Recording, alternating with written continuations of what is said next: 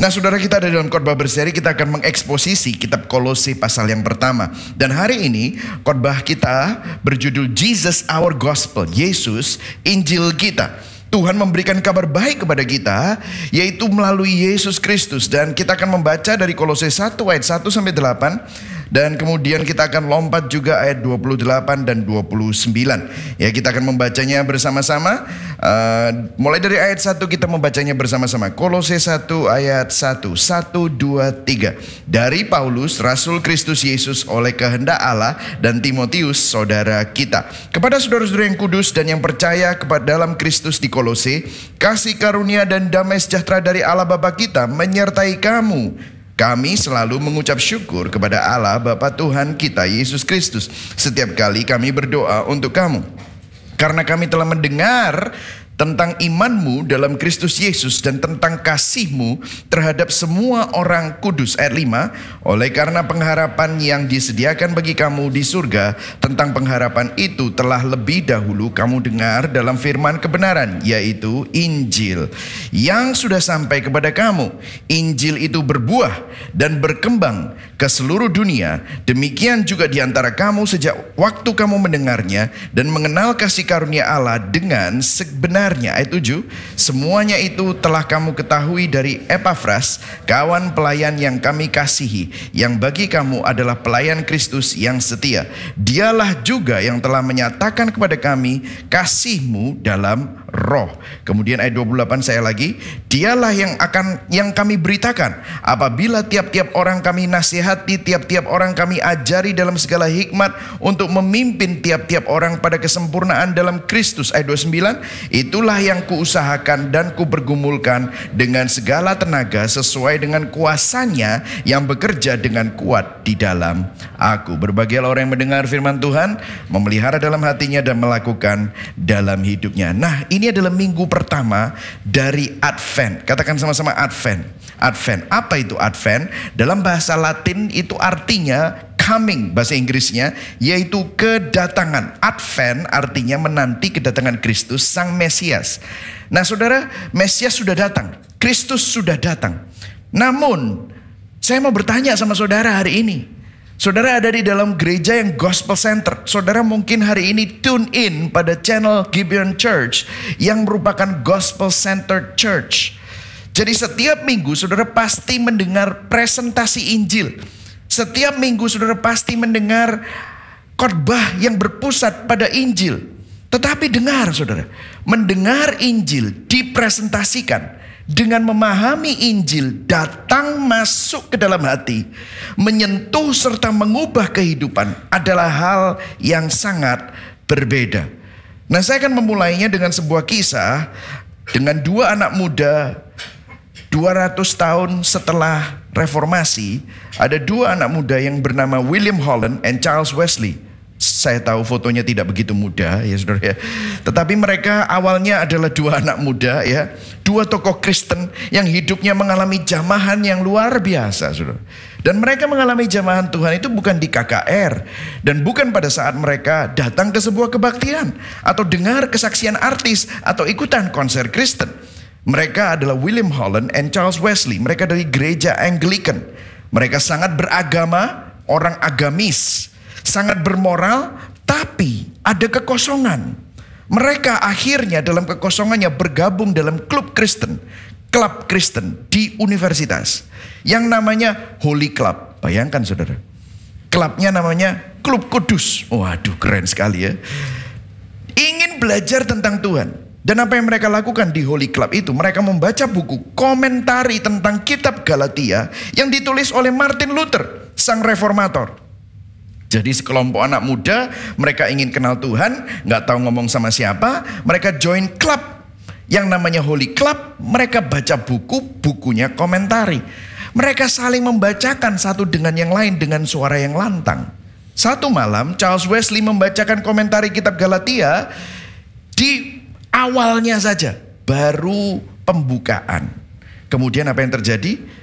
Baru pembukaan, tiba-tiba William Holland itu tiba-tiba nangis, bersujud, bertobat di zaman Tuhan, lahir baru, Sampai pertemuannya malam itu nggak bisa continue. Kenapa? Karena William Holland ini dijamah Tuhan hanya dengan baca buku komentari Martin Luther. Nah, Charles Wesley yang membacakan bingung melihat temannya ini. Kenapa? Apa yang terjadi? Mereka lagi baca bukunya buku yang sama, dengarnya kata-kata yang sama. Kok hasilnya bisa berbeda?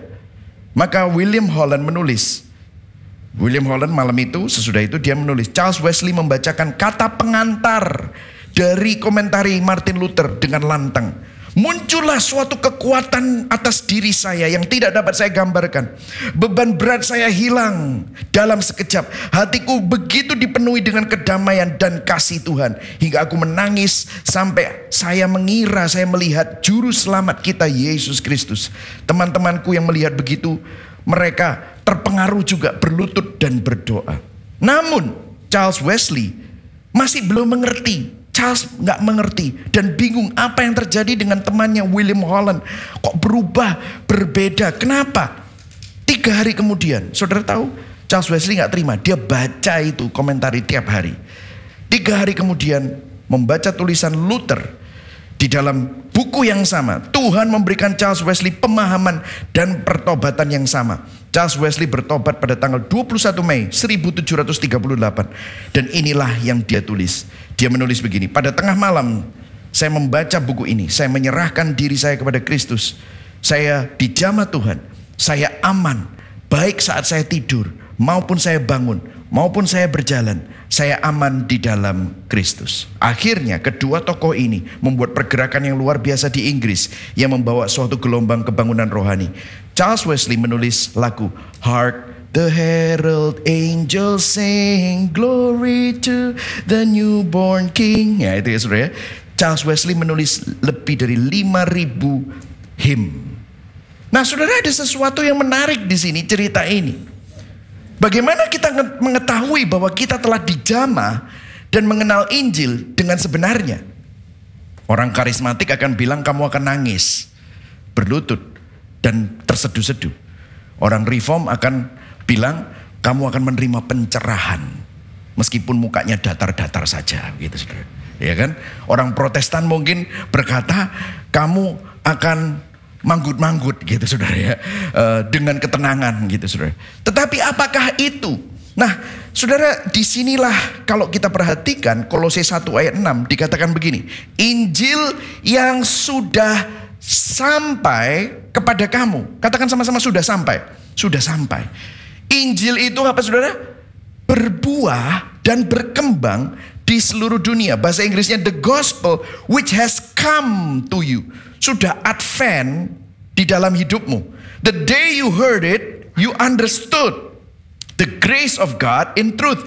Waktu kamu mendengarnya, kamu gak cuma hanya mendengar. Kamu bukan hanya memahami secara biasa, tetapi mengenal, ginosko. Mengenal kasih karunia Allah dengan sebenarnya. Nah saudara, pertanyaan saya begini. Bagaimana Rasul Paulus tahu bahwa Injil sudah sampai kepada orang-orang Kolose? Bagaimana Rasul Paulus tahu bahwa Injil itu berbuah dan berkembang? Artinya ada buktinya. Yang setuju katakan amin. Ada buktinya, ya kan?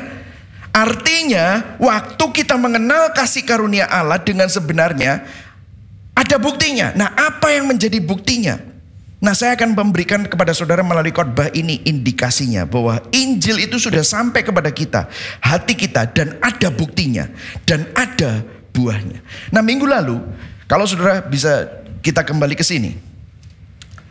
Minggu lalu kita belajar bahwa cerita kita menentukan identitas kita dan identitas kita menentukan perilaku kita. Jadi apa yang saudara putuskan, apa yang saudara pikirkan, apa yang saudara menjadi tindakan-tindakan saudara itu dipengaruhi oleh siapa yang Anda percayai tentang siapa saudara. Dan apa yang saudara percaya tentang siapa saudara itu dipengaruhi oleh cerita yang saudara dapat tentang dirimu. Nah, tanpa Injil kita selalu percaya bahwa oh ya, saya selalu bilang kan, Michael Christian itu adalah seseorang yang keras, seorang yang hard worker, seorang yang disiplin, seorang yang sangat detail. Kenapa? Karena dulu waktu saya grow up, saya ada di sebuah lingkungan yang sangat disiplin, sangat penuh dengan peraturan, sangat keras. Sehingga kalau saya bisa bilang, I'm broken. Saya penuh dengan penderitaan dan mungkin ada kepahitan-kepahitan. Dan apa yang terjadi? Kalau cerita saya berdasarkan brokenness saya, cerita saya berdasarkan masa lalu saya yang kelam mungkin, ada penderitaan, ada kepahitan. Apa yang terjadi? Identitas saya selalu ada di dalam identitas yang broken. Dan itu akan selalu membuat berhala. Berhala itu misalnya kalau saya memang orang yang mau diakui, maka saya akan melakukan perilaku saya untuk mendapatkan pengakuan. Saya kerja keras untuk jadi kaya, untuk jadi sukses, untuk dianggap orang. Sehingga cerita saya yang broken itu menentukan identitas saya yang ingin diakui. Sehingga semua apa yang saya lakukan itu semua berdasarkan apa yang menjadi identitas saya, yang berdasarkan cerita saya yang rusak. Itulah sebabnya tiap minggu kita perlu mendengar Injil. Sehingga cerita saudara itu diubah. Cerita Tuhan jadi cerita saudara. Sehingga Injil juga bisa menebus identitas saudara. Sehingga berhala semakin lama semakin redup. Saya selalu bilang begini, saudara belum pernah ngerasain nikmatnya Kristus, makanya saudara maunya seneng sama nikmatnya seks, sama nikmatnya hedonisme, sama nikmatnya materialisme dan kemewahan dan kefanaan dunia. Makanya saudara belum pernah, kayak saudara minum kopi sachetan, makanya saudara nggak pernah merasakan yang lebih enak, kopi yang berasal dari Itali, kopi yang berasal dari Perancis. Saudara nggak pernah ngerasain itu. Atau kopi yang berasal dari Aceh Gayo, nggak pernah ngerasain itu. Makanya saudara selalu happy dengan kopi yang pakai sachetan itu. Dan saudara bilang, wah ini enak kopinya. Itu nggak enak, lu belum ngerasain yang enak. Begitu juga dalam hidup kita. Kita selalu kembali kepada cerita kita. Kenapa? Kita belum merasakan dan melihat keindahan Injil. Itulah sebabnya kita selalu dengan cerita kita yang penuh dengan brokenness kembali kepada berhala. Tetapi semakin saudara mendengar Injil, semakin saudara ditebus identitasmu oleh Injil, berhala itu lama-lama akan hilang karena engkau memandang kepada pribadi Kristus. Yang setuju katakan amin. Ya. Saudara bisa melihat ini ya. Nah pertanyaannya kan begini, Pastor gimana caranya membuat cerita saya diganti sama ceritanya Tuhan?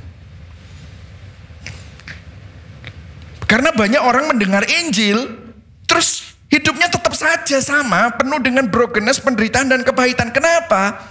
Saya nggak bilang penderitaan itu jelek, tetapi kalau saudara hidup dalam penderitaan tapi identitasmu Kristus, saudara akan tetap sukacita. Betul nggak saudara? Ya kan?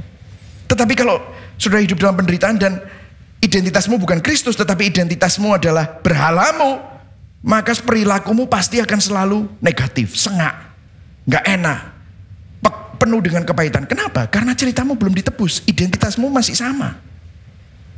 Gimana caranya buat Injil ini bisa mengubah ceritamu menjadi ceritanya Tuhan? Terbalik, ceritanya Tuhan menjadi ceritamu. Ya, jangan terbalik ya saudara. Ceritanya Tuhan menjadi ceritamu. Nah inilah yang akan saya bahas minggu ini. Ini ngomong gini aja 5 menit saudara ya. Jadi poin saya ada 3. Injil adalah kabar baik. Apakah Injil adalah kabar baik buat saudara? Yang kedua, Injil berkuasa mengubah. Apakah Injil mengubah saudara? Dan yang ketiga, Injil adalah Yesus Kristus. Apakah kita sadar bahwa Injil adalah Yesus Kristus? Jadi kita masuk ke dalam poin yang pertama. Injil adalah kabar baik. Yang setuju? Siap mau belajar katakan yes. Yes, oke ya. Nah, saya akan break it down. Injil adalah kabar baik. Tapi saya akan mulai dengan ini. Injil adalah kabar. Katakan sama-sama, Injil adalah kabar. Nah, saya kasih sedikit ilustrasi, saudara. Kalau saudara masih ingat ini, kapan ini terjadi? Tahun 2020. Jokowi umumkan 2 orang di Indonesia positif corona. Dan kemudian breaking news, tambah 7.259 kasus corona. 25 Desember, tembus berapa orang itu, ya, saudara ya? Apa yang terjadi? Sehingga ini ada lockdown. Nah saudara bisa nggak kalau kabar ini terjadi? Ini adalah kabar. Kabar, katakan sama-sama kabar. Kabar. Ini kabar baik atau kabar buruk? Tergantung ya. Kalau saudara bisnisnya masker, ini adalah kabar baik gitu saudara. Ya kan saudara? Ya. Tetapi gini, ini kabar. Ya, dengar saudara, dengarkan. Kabar pada dasarnya netral. Saya mau kasih tahu kepada saudara. Seperti saya bilang, kalau saudara lihat ada orang yang bisnisnya alat-alat kesehatan, orang yang bisnisnya rumah sakit, ini kabar baik. Naik omset, betul atau tidak saudara? Jadi kabar itu pada dasarnya netral. Tetapi kalau saudara ternyata terpapar dengan COVID, maka itu adalah kabar buruk. Tetapi kabar pada dasarnya netral. Kalau nomor 1, nomor 2, atau nomor 3 yang menang pemilu, itu tergantung. Kabar baik atau kabar buruk. Kalau saudara pendukung nomor 1, yaitu kabar baik buat saudara. Kalau yang 1 menang, yang nomor 2, kalau nomor 2 menang, saudara akan merasa, wah ini kabar baik buat aku. Tetapi kalau saudara pendukung nomor 1, itu kabar buruk. Harga dolar naik. Itu kabar baik atau kabar buruk? Tergantung saudara transaksinya dolar dengan rupiah. Ya jelas, kalau saudara dapatnya dolar, terus harga dolar naik, ya saudara senang. Tapi kalau harga dolar turun, yang dapatnya dolar, ya sedih. Jadi kabar pada dasarnya netral. Kalau Anda masih single, cewek atau cowok yang Anda sukai menikah, kabar baik atau kabar buruk? Buat yang nikahi, ya kabar baik. Tapi buat saudara, ya keduluan gitu saudara ya. Itu kabar buruk. Jadi kabar adalah sesuatu yang sudah terjadi. Kita nggak bisa menunda. Betul ya saudara? Kabar itu terjadi. Nggak bisa mempercepat kabar, begitu juga mengubah kabar. Kita hanya bisa apa? Meresponi kabar tersebut. Betul atau tidak saudara? Apa yang terjadi waktu COVID datang? Saudara langsung apa? Beli masker. Meresponi. Kembali ke sini. Kabar menentukan identitas dan perilaku. Saudara tahu, aku mau jadi orang sehat. Ini hanya dalam yang fana saja. Ceritanya apa? COVID datang, maka aku mau tetap sehat. Perilakunya menentukan responnya. Betul atau tidak, saudara? Saudara respon. Aku mau divaksin, aku harus karantina kalau kena, atau kalau enggak aku harus WFH, aku harus di rumah saja, tidak mau keluar-keluar. Itu adalah respon. Saudara, let me tell you, perilaku ini hanya respon. Katakan kepada kanan kirimu, bro, hanya respon ternyata bro. Nah, ya kan ya. Perilaku ini hanya respon terhadap apa? Cerita yang saudara percayai. Dan itu menentukan identitasmu. Nah, kembali lagi ke sini. Betul nggak, saudara? Ya, saya kembali ke sini ya, saudara. Jadi kita tidak bisa menunda kabar, mempercepat kabar, begitu juga mengubah kabar. Tetapi kita hanya dapat apa, saudara? Meresponi. Katakan sama-sama, meresponi. Jadi begini, saudara. Kabar pada dasarnya adalah netral. Bisa jadi baik, bisa jadi biasa aja. Bisa jadi buruk. Betul atau enggak, saudara? Saya kasih contoh lagi.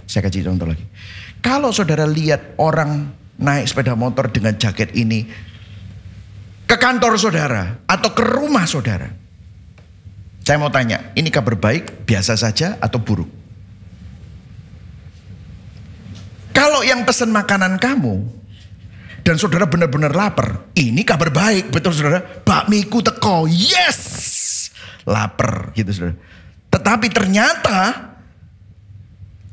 suami saudara lapar juga tapi nggak mau beli no. Apa yang terjadi? Kabar buruk. Betul saudara? Tetapi anak saudara sudah makan, dibelikan ekstra. Kabarnya biasa saja. Ya sudah tak simpen untuk besok. Nangkep saudara?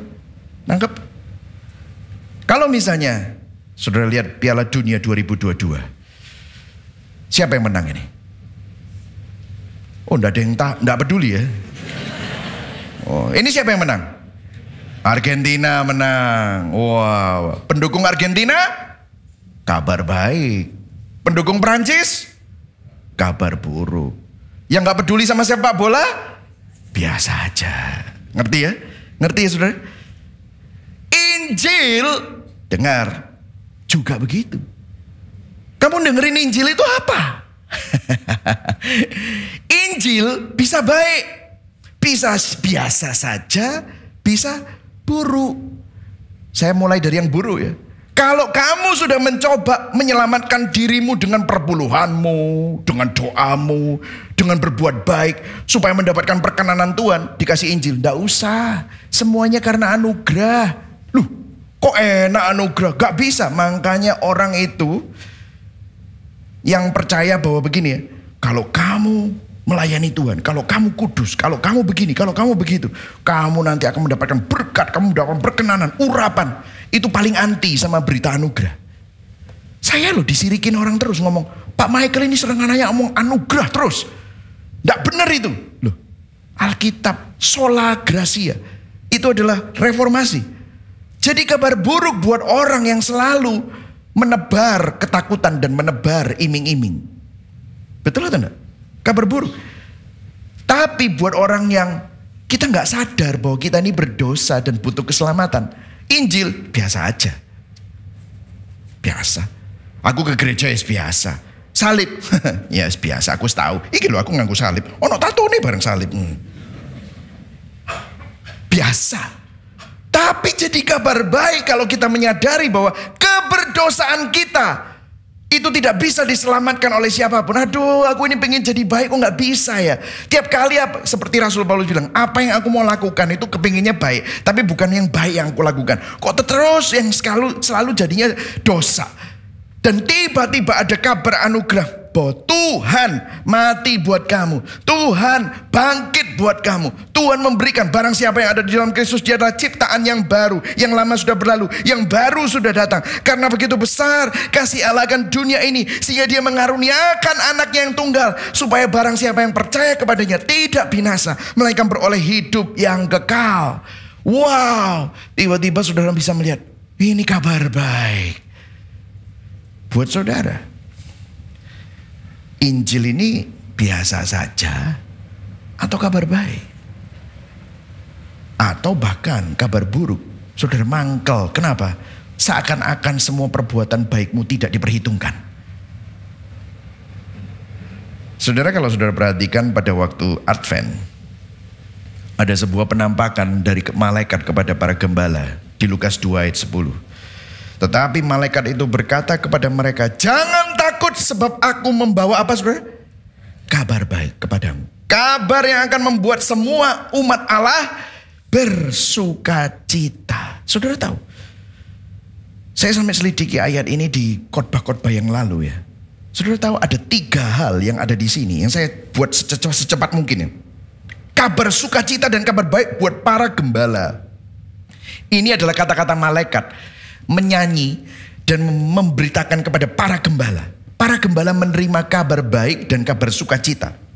Kenapa? Karena kabar sukacita itu adalah gembala.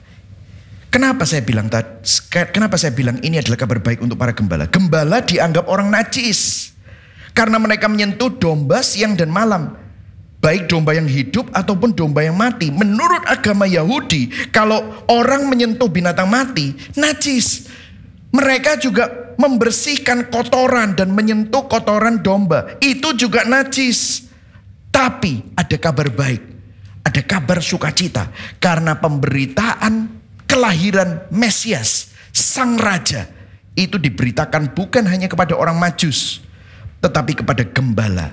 Artinya Tuhan memberikan kabar baik bahwa Kristus datang justru kepada gembala untuk menunjukkan bahwa Tuhan menerima mereka yang najis.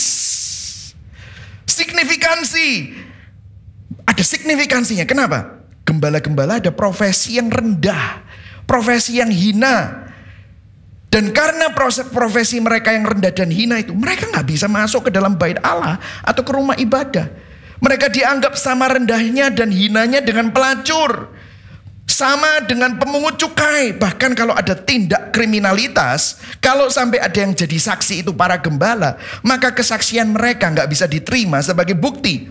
Gembala itu begitu hinanya sampai mereka tidak memiliki signifikansi. Tapi dengar, Tuhan memberikan kabar baik bahwa Kristus datang untuk para gembala, untuk menunjukkan bahwa Tuhan menerima mereka yang bakti. bahkan tidak dianggap orang dan hina. Pengadilan tidak menerima mereka, tetapi Tuhan menerima mereka.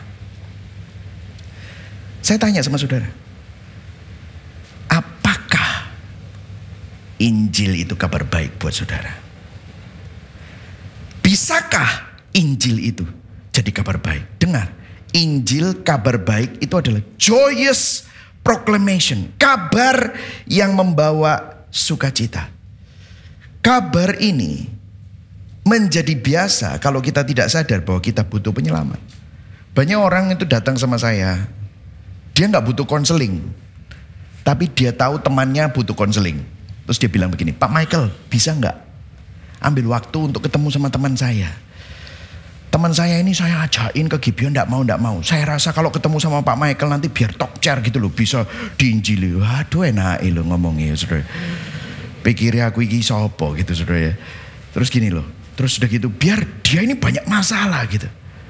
Saya langsung bilang sama teman jemaat ini, saya bilang, gini Pak, orang yang mau ditolong tidak merasa butuh pertolongan. Bagaimana dia mau bisa ditolong? Betul atau enggak? Orang kalau nggak sadar dia butuh pertolongan, meskipun kita dari jauh ngelihat dia butuh pertolongan, gimana dia bisa ditolong? Makanya orang kalau misalnya belajar jadi lifeguard itu orang yang mau tenggelam itu loh, mau tenggelam terus udah gitu dia mau tenggelam itu, terus yang jadi lifeguard itu yang harus menolong dia, itu diajarinya begini, biarin dulu sampai dia itu benar-benar kehabisan tenaga. Sampai benar-benar bergeduk, udah mau mati gitu, baru tolongan. Loh, cek jahati, bukan. Waktu kita masuk, dia masih merasa bisa. Apa yang terjadi? Dia pukul kita, dia megang kita dengan kuat gitu. Akhirnya apa? Yang nolong ikutan kelelep, saudara. Jadi kalau dia sudah tidak bisa apa-apa, baru bisa ditolong. Dengar, anugerah. Charles Spurgeon bilang begini, a man has to come to the end of himself in order for grace to come to his life. Seorang manusia harus sampai pada poin di mana dia tidak bisa apa-apa lagi. Baru anugerah itu bisa datang dan menyelamatkan hidupnya. Saudara masih gimana? Para pendengar bagaimana? Apakah kamu masih merasa hebat? Selama kamu masih merasa hebat, selama masih kamu merasa kaya, merasa mampu, Injil kabarnya biasa saja. Tapi sampai kita sadar bahwa aku butuh Tuhan, di situ Injil jadi kabar baik. Yang setuju katakan amin. Bisakah Injil menjadi kabar baik? Kabar baik Injil adalah Tuhan yang berinkarnasi melalui karya salib Yesus Kristus untuk menebus manusia berdosa. Sampai saudara sadar bahwa saudara adalah orang berdosa, baru Injil menjadi kabar baik. Kalau tidak, Injil akan menjadi kabar biasa-biasa saja. Saudara, distorsi Injil terjadi saat kita berpikir bahwa kita baik-baik saja, atau kita masih merasa mampu untuk menyelamatkan diri sendiri. Bisakah Injil menjadi kabar baik tanpa menyadari keberdosaan dan kebutuhan kita akan keselamatan? Nggak bisa, saudara. Oke, kemudian sekarang saudara tahu Injil adalah kabar baik. Yang kedua, Injil berkuasa mengubah, saudara. Nah, kalau saudara perhatikan di ayat 4 sampai ke 6 dikatakan begini. Ayo baca sama-sama ya. 1, 2, 3. Karena kami telah mendengar tentang apa? Imanmu. Kemudian kita langsung masuk ke 6, ayat 6. Yang sudah sampai, Injil yang sudah sampai kepada kamu. Injil itu, baca sama-sama 1, 2, 3. Injil itu berbuah dan berkembang di seluruh dunia. Nah, perhatikan di sini. Mendengar tentang imanmu. Oh, ternyata iman itu bisa didengar. Apakah hanya diperkatakan? Enggak. Ada buktinya. Kenapa? Iman itu terlihat buktinya. Terlihat buahnya dan berkembang. Nah, apa bukti iman? Itu ada buahnya. Apa bukti iman itu? Kelihatan. Bisa terlihat. Iman itu gak cuma hanya diomongkan, tetapi iman itu terlihat. Apa? Gimana caranya? Simple saudara. Perubahan hidup. Katakan sama-sama, perubahan hidup. Gini loh saudara, firman Tuhan berkata, banyak orang bilang begini kan, yang penting kan imannya. Benar, benar. Efesus 2 ayat 8-9. Sebab karena kasih karunia kamu diselamatkan oleh iman. Itu bukan hasil usahamu, tetapi pemberian Allah. Itu bukan hasil pekerjaanmu. Jangan ada orang yang memegahkan diri. Jadi dua-duanya. Kamu diselamatkan karena kasih karunia oleh iman. Dua-duanya bukan hasil usahamu. Pemberian Allah. Bukan pekerjaanmu, tetapi itu dikasih. Jangan sampai ada orang memegahkan diri. Tapi kemudian Yakobus 2 ayat 14 dikatakan, apa gunanya saudara-saudaraku jika seorang mengatakan bahwa ia mempunyai iman, padahal ia tidak mempunyai perbuatan. Dapatkah iman itu menyelamatkan dia? Loh, orang bilang bahwa Paulus sama Yakobus berseberangan. Enggak berseberangan. Martin Luther berkata begini. Martin Luther jelas sekali, dia bilang begini. Kita selamat oleh iman dan bukan perbuatan. Nah, dengar. Ini buktinya. Iman ada bukti. Namun, jika tidak ada perbuatan, pasti ada yang salah dengan iman itu. Orang yang beriman kepada Kristus pasti hidupnya berubah. Nah, saya mau tanya sama saudara.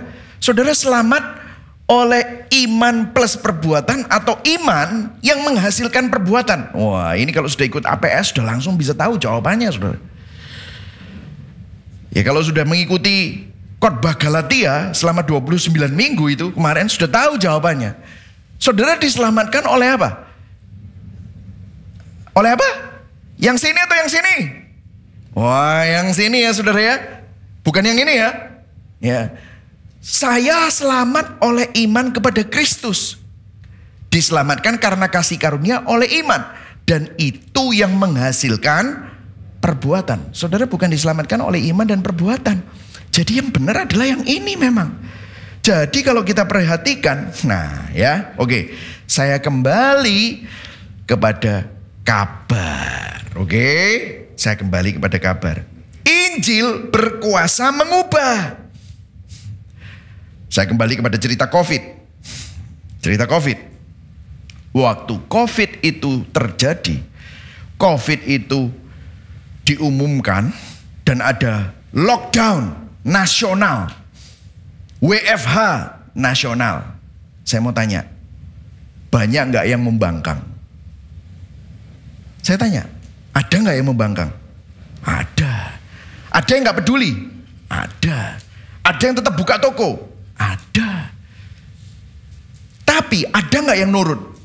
Banyak. Nah, apa yang terjadi? Apa perbedaannya antara yang membangkang sama yang menurut? Apa perbedaannya? Nah, perbedaannya yang nurut, dia membuat kabar itu pusat hidupnya. Betul atau enggak? Saya kembali ke papan. Kabar, cerita COVID.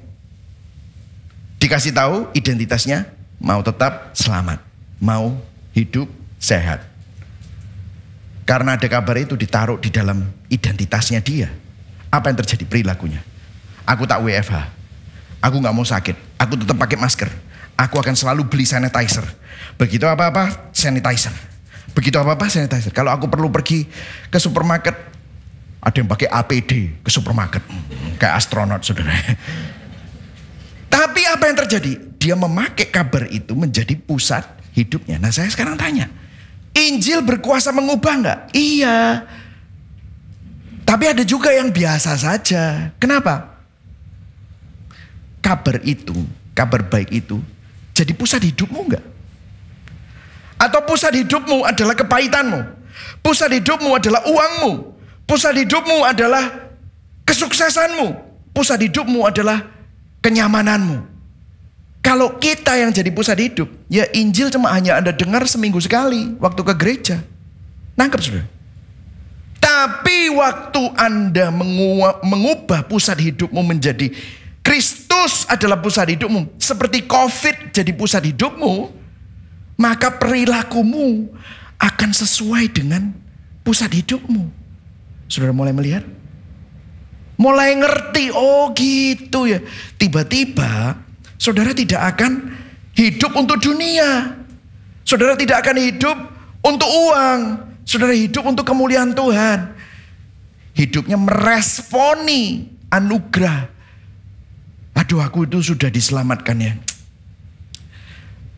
Rahasia ini besar. Tetapi yang aku maksudkan, Efesus 5. Adalah Kristus dan jemaat. Rahasia antara suami dan istri. Aku jadi suami nih ya. Carpe diem. Tuhan udah selamatkan aku. Udah ngampuni aku. Tapi aku ini ya suka gondok sama istriku. Aku ini suka marah-marah. Nggak sadar aku orang berdosa. Waktu saudara taruh itu di dalam pusat hidup saudara. Maka pandangan saudara terhadap istrimu berubah. Pandangan saudara terhadap uang berubah. Pandangan saudara terhadap pernikahan berubah. Pandangan saudara terhadap pekerjaan berubah. Kenapa? Karena kabar itu, kabar baik itu menjadi pusat hidup kita. Ada buktinya. Orang bisa lihat. Makanya Rasul Paulus bisa tahu bahwa Injil sudah sampai. Tersiar bukti imanmu. Dan sekarang berkembang dan berbuah. Hidup saudara berbuah? Ada buktinya enggak? Nah ini pertanyaan. Mau tahu tesnya apa? Ini loh tesnya. Untuk mengetahui apakah Injil, ini loh, kembali ke papan ya. Apakah Injil menjadi pusat hidup kita, mengganti cerita kita, dan menebus identitas kita. Kembali ke slide lagi. Untuk mengetahui apakah Injil menjadi pusat, apa isi doa dan keinginanmu? Makanya saya selalu bilang gini, kalau ingin tahu seseorang dan kenal seseorang, ajak dia berdoa. Isi doane apa sih? Kalau isi doane itu cuma minta Tuhan, aku minta mobil, aku minta rumah, aku minta kesuksesan, aku minta ini, minta itu. Nggak salah sih. Tapi kalau 7 hari, 365 hari, doanya tiap kali minta terus. Minta itu mintanya lain loh saudara, bukan minta barang. Tapi Tuhan kasih aku kekuatan dalam menghadapi semua ujian ini. Tuhan kasih aku kasih. Waktu aku ketemu sama orang yang mungkin menjahati aku isi doanya dan keinginan hatinya berbeda. Kenapa? Dia menaruh Kristus jadi pusat hidupnya. Apa yang membuat kita bersuka cita? Apa yang membuat kita berduka? Yang membuat kamu senang ini apa sih? Waduh, kalau ada orang itu kenal Injil, berubah hidupnya. Gara-gara kita ini berkontribusi sedikit, Roh Kudus bekerja dalam hidup seseorang, wah orang itu diubah. Aduh senangnya. Akhirnya apa? Saudara bersuka cita. Apa yang menjadi tujuan hidup kita? Kalau saudara yang menjadi tujuan hidup saudara itu semuanya berdasarkan apa yang diukur oleh uang, sukses, semua yang berdasarkan materi. Waduh. Artinya Injil belum menjadi pusat. Injil, kabar baik menjadi pusat hidup.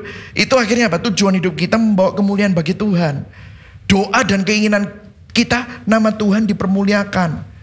Doa dan keinginan kita itu bukan tentang melulu kebutuhan kita. Tetapi kebutuhan anak-anak kita, kebutuhan orang-orang lain di sekitar kita. Kita bersyafaat untuk kebutuhan orang lain. Kita sadar bahwa identitas kita pendosa yang sudah diselamatkan oleh kasih karunia. Kedukaan kita, kebahagiaan kita. Duka kita tuh, Tuhan ampuni aku Tuhan, aku udah berdosa. Aku ini kadang-kadang punya tabiat yang, karakter yang suka marah, gondoan. Tuhan ampuni aku Tuhan. Ajar aku untuk tidak hidup dengan berhala, tetapi aku percaya sama kamu supaya aku damai, penuh dengan kasih. Dan kebahagiaannya adalah apa? Injil diberitakan dan Injil dihidupi. Saudara, waktu saudara menaruh Injil, kita kembali ke papan. Injil mengubah cerita kita. Injil mengubah identitas kita. Apa yang terjadi? Ke slide ya. Kita mengubah lensa pandangan kita. Ini loh. Kita perlu belajar meninggalkan cara dunia, unlearn, dan kita perlu belajar ulang bagaimana menemukan Injil di dalam kehidupan kita. Dan memiliki lensa yang berdasarkan Kristus. Untuk memandang apa? Memandang keuangan, pekerjaan, anak, keluarga, penderitaan, seks, pertemanan, hubungan, kesehatan jiwa, masa depan. Dari apa? Kacamata Injil. Kacamatanya Injil. Mulai menangkap, saudara. Jadi saudara perlu kita lihat bahwa firman Tuhan itu bukan cuma hanya kita dengar hari Minggu. Tapi kabar itu harus jadi pusat kehidupan kita. Yang setuju katakan amin. Ayo kita baca sama-sama Kolose 1 ayat 23. Tadi belum kita baca ya. Baca sama-sama. 1, 2, 3. Kabar itulah dasar dari semua yang... Stop dulu sampai di situ. Coba dicerna. Kabar itulah dasar dari apa? Semua yang kita harapkan. Ayo terus ya. 1, 2, 3. Janganlah kalian berpindah dari dasar itu. Bertahanlah karena kabar baik itu sedang disebarkan ke semua daerah di dunia ini. Dan saya Paulus sudah ditugaskan untuk memberitakannya. Maksudnya dia bilang, kamu juga ditugaskan untuk memberitakannya bersama-sama. Jadi Paulus itu melihat bukti iman, Paulus melihat buah, melihat itu berkembang dari mana? Waktu kabar itu jadi dasar dari semua yang kita harapkan dan kita tidak berpindah dari kabar itu, dan kabar itu kita jadikan seperti waktu COVID itu ada dan kita meresponi kabar itu. Apa yang terjadi? Kita kembali ke papan ya. Apa yang terjadi? Berhalanya hilang. Ini sudah tidak lagi menjadi identitas kita. Apa yang menjadi identitas kita? Injil mengubah cerita kita. Injil mengubah identitas kita. Menebus identitas kita. Sehingga yang kita pandang adalah Kristus. Dan respon kita setiap hari dalam keuangan, dalam seks, di dalam pernikahan, dalam pekerjaan. Kabar itu dasar dari semua. Yang setuju katakan amin. Dan saudara tahu, saya mau masuk ke poin yang ketiga. Kabar itu siapa?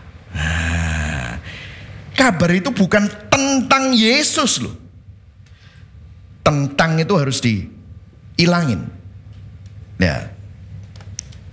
Kolose 1 ayat 28. Baca 1, 2, 3. Kristus itulah yang kami beritakan kepada setiap orang.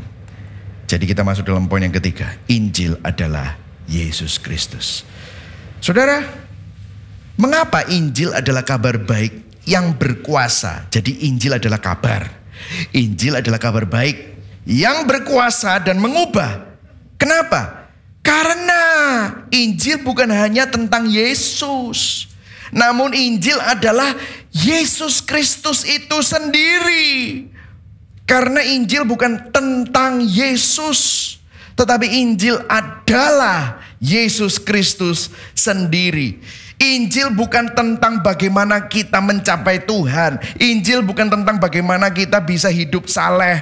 Injil bukan tentang bagaimana kita mendapatkan perkenanan Tuhan. Dengar.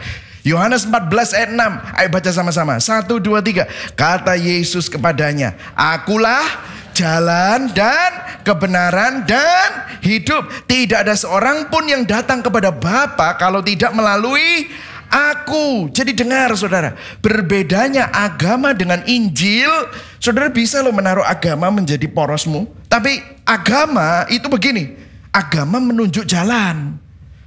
Agama begini loh caranya menjadi benar.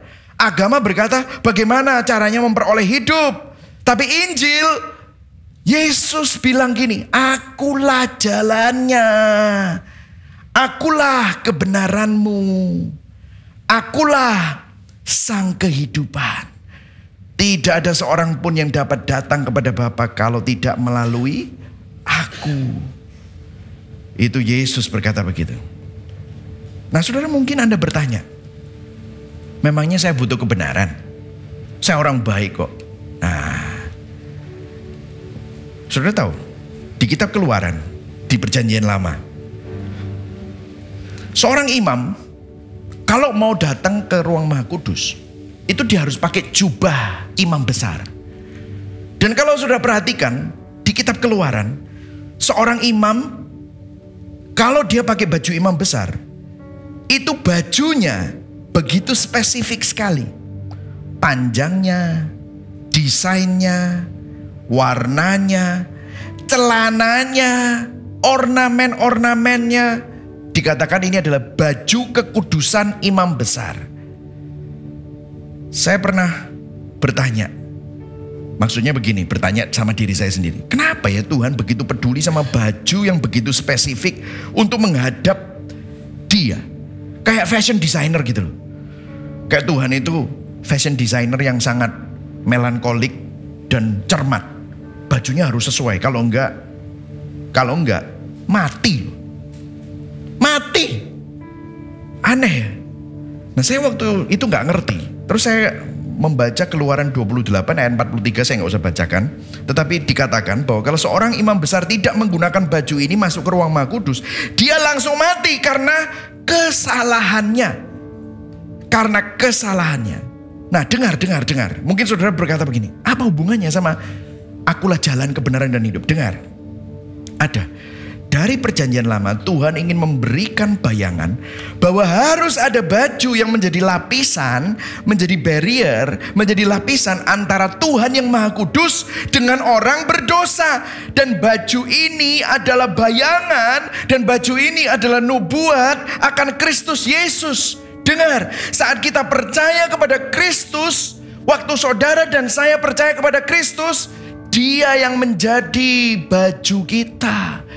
Jalan masuk kepada Tuhan yang Maha Kudus. Yesus Kristus menjadi jubah kita sehingga kita menemukan jalan masuk. Yesus Kristus jadi jubah kebenaran kita. Kita yang berdosa tidak lagi dilihat oleh Tuhan, tetapi yang Tuhan lihat adalah jubah kebenaran. Karena kita percaya kepada Kristus, kita mengenakan jubah kebenaran Kristus. Dan bukan hanya itu, Dialah sang kehidupan. Dia menjadi kehidupan kita. Artinya begini, the gospel is Jesus plus nothing. Injil adalah Yesus plus, tidak ada yang lain, cuma Yesus tok. Karena Yesuslah yang menjadi baju kita, sehingga kita bisa ketemu sama Tuhan. Saudara dan saya dulu adalah musuh Allah. Saudara dan saya adalah orang-orang yang dibuang oleh Allah, yang mestinya tidak berharga dan semestinya dihukum oleh Allah. Tetapi sekarang saudara dan saya menjadi biji mata Allah. Saudara, kalau saudara memahami kitab Galatia, Kolose, Korintus, orang-orang guru-guru palsu selalu bilang gini, Yesus bagus, tapi gak cukup, kamu perlu disunat. Kamu punya Yesus bagus, tapi kamu juga butuh hukum Taurat. Kamu punya Yesus bagus, tapi kamu harus melakukan ini dan kamu melakukan ini. Problemnya ya orang sekarang, kita punya Yesus, tapi kita juga butuh bla bla bla bla. Yesus plus. Ketika kita percaya Kristus, di dalam Kristus, Kristus menjadi kebenaran saudara. Kristus adalah kemuliaan saudara. Kristus adalah kebijaksanaan saudara. Kristus adalah kehidupan kita. Sehingga kabar itu bukan cuma hanya di luar kita, tapi kabar itu menjadi pusat kehidupan kita. Kalau kita perhatikan di ayat yang terakhir kita baca tadi, Kolose 1 ayat 29. Itulah yang kuusahakan dan kupergumulkan dengan segala tenaga sesuai dengan kuasanya yang bekerja dengan kuat di dalam aku. Dengar saudara, dari mana Paulus mendapatkan kekuatan untuk mengusahakan, untuk menggumulkan dan menghidupi panggilannya? Kekuatan Paulus datang dari Kristus. Dengar saudara, Kristus yang kekal masuk ke dalam kefanaan. Kristus yang berkuasa menjadi tidak berdaya. Kristus yang terkuat menjadi yang terlemah. Kristus yang tertinggi menjadi yang terendah. Supaya apa? Supaya kita yang fana menerima kekekalan. Supaya kita yang tidak berdaya menerima kuasa. Supaya kita yang lemah menerima kekuatan. Supaya kita yang rendah menerima kemuliaan. Dengar, Yesus datang dan menjalani kehidupan yang seharusnya kita jalani. Tetapi dia mati dalam kematian yang seharusnya kita alami. Yesus taat dengan ketaatan sempurna sesuai dengan tuntutan Allah yang seharusnya kita harus hidupi. Namun harus dihukum mati dengan kengerian yang seharusnya menjadi hukuman saudara dan saya. Dia jalani. Untuk apa? Untuk supaya saudara tidak binasa, tetapi saudara menerima jalan kebenaran dan hidup. Berikan tepuk tangan buat Tuhan. Ini adalah Injil, Injil, saudara. Sam Alberry bilang begini, you don't need to look good to make Jesus looks good. You need to look broken so Jesus looks all sufficient. Kita tidak perlu terlihat baik untuk membuat Yesus terlihat baik. Kita perlu terlihat hancur supaya kecukupan Yesus semakin nampak. Sudah saya berikan kesaksian pribadi ya saudara. Saya dulu percayanya prosperity gospel. Saya pikir kalau saya kaya, saya sehat, dan saya makmur, orang respect saya dan mau dengarkan Injil. Aku lo wong sugih, tak omongi Tuhan itu baik. Pasti orang nggih. Itu saya percayanya itu. Makanya saya selalu bilang begini, saya akan melayani Tuhan. Karena saya tahu waktu saya melayani Tuhan, ini teologi salah ya. Saya melayani Tuhan, Tuhan akan layani saya. Sombongnya gitu. Nah, kalau saya memberi, saya akan menabur, maka Tuhan akan memberkati saya. Wah, saya akan melayani sampai ke pulau-pulau. Wah, nanti semakin saya banyak ke pulau-pulau menderita buat Tuhan. Wah, waktu pulang nanti saya akan mendapatkan upahnya 10 kali lipat, 30 kali lipat, 60 kali lipat, 100 kali lipat. Itu yang saya pikir. Tapi apa yang terjadi? Waktu saya melakukan itu semua, tetap saja waktu tahun 2008 ada krisis ekonomi. Waduh, bisnis saya hancur-hancuran saudara. Sampai akhirnya semuanya disita, semuanya hancur, semuanya karena kredit macet, semua tidak bisa melakukan, kredit-kreditnya semua macet, bisnisnya juga sepi, semua trade show juga sepi. Waduh, kita habis-habisan. Rumah yang saya bangkan itu harganya jadi setengah saudara. Gila, gimana saya? Nggak, pokoknya benar-benar habis saudara. Saya sampai marah sama Tuhan. Tuhan, mana buktinya? Kamu katanya kalau saya layani engkau, katanya engkau melayani saya. Kalau saya memberi katanya, wah saya marah sekali. Tapi di situ saudara saya sadar. Cerita saya, kembali ke sini. Cerita saya, meskipun saya pakai Tuhan, tapi gak berubah. Kenapa? Saya mau pengakuan gara-gara saya dulu merasa gak diakui. Saya butuh diajeni, dihormati orang, direspek orang. Akhirnya apa? Berhala. Saya gak pernah ngerubah. Memang kelihatannya saya melayani Tuhan. Ternyata apa yang saya lakukan kelihatannya sama dengan orang yang berinjil. Tetapi saya gak berinjil. Saya menjadikan keduniawian saya, kepahitan saya, penderitaan saya, itu yang menjadi poros kehidupan saya. Tapi justru di situ, I am broken, seperti Sam Alberry bilang. Saya hancur, saya gak punya apa-apa lagi. Saya mau sombong apa? Dulu, gembala saya bilang, Mike, kamu ini ada panggilan untuk jadi pastor. Saya bilang, Pak Pendeta, kamu gak bisa bayar saya. Sombongnya. Saya aja yang bayarin kamu. Sombongnya luar biasa. Sampai Pak Pendeta saya, ya sudah, diam aja. Sombongnya setengah mati. Tapi waktu itu saya datang ke Pak Pendeta, saya hancur, habis. Dan doain saya. Dia cuma bilang, Tuhan sama kamu. Aduh, di situ saya ketemu sama Tuhan. Sudah tahu kenapa? Kok Yesus selalu ada di tempat yang paling rendah. Gembala dia ada di sana. Salib dia ada di sana. Kenapa? Kok selalu Yesus selalu ada di tempat yang paling gelap, di antara tempat yang paling hancur, di tempat yang paling rendah. Kenapa? Supaya waktu saudara datang ke tempat yang paling rendah, waktu saudara hancur sampai di tempat yang paling gelap, saudara tidak jumpa sama siapa-siapa, tapi saudara jumpa sama Yesus. Saudara jumpa sama dia. Dan waktu itu saya berjumpa sama Yesus. Ternyata Yesus gak butuh uang saya. Yesus gak butuh semua kehebatan saya. Justru yang dia butuh kehancuran saya. Sehingga cerita saya bisa ditebus. Diganti oleh Injil. Identitas saya yang selalu berdasarkan ini diganti oleh Injil. Sehingga saya tidak lagi berharap sama berhala, tapi saya memandang hanya kepada Kristus. The gospel is Jesus plus nothing. Injil adalah kecukupan Kristus bagi kita. Pertanyaan reflektif. Apakah Injil menjadi kabar baik bagi kita? Atau hanya kabar biasa saja? Sadarkah kita akan keterpurukan, keberdosaan, serta kebutuhan kita akan penyelamat yang menyelamatkan kita?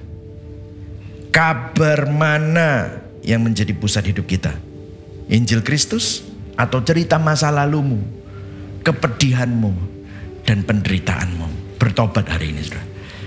Apa yang jadi isi doa dan keinginan kita? Apa yang menjadi sukacita dan kesedihan kita? Apa yang kita kejar dan menjadi tujuan hidup kita? Amin.